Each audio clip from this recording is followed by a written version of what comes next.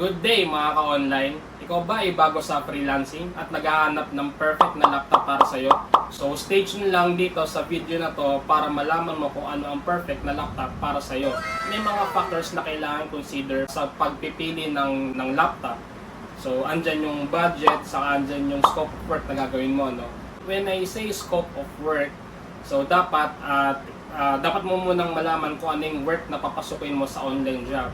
Like let's say kung virtual assistant ka ba, kung graphic designer ka ba, kung web developer ka ba, kung video editor ka ba.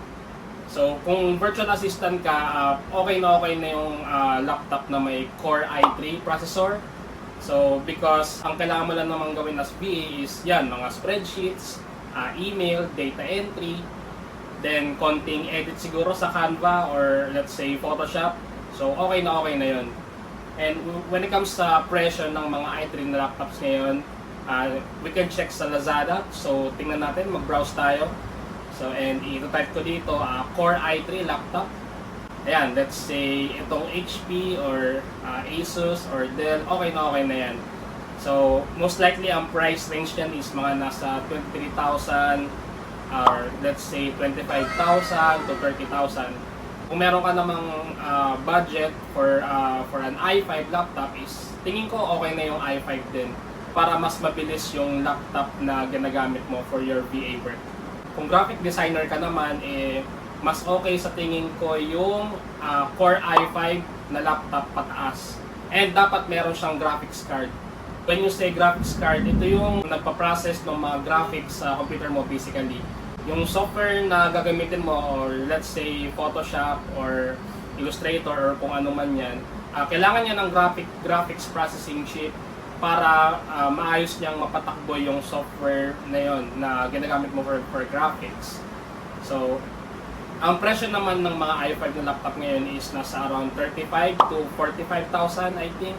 Depende sa brand and depende pa rin sa specs. If you are working as a graphic designer, I think i5 with 16GB of RAM is okay. And yung i7 kasi masyado na siyang overkill para sa akin. So, laptop with i5 with 16GB RAM and with graphics card is okay for graphic designers. Paano kung video editor ka naman? So, I can recommend na dapat ang laptop mo is Core i7 and higher.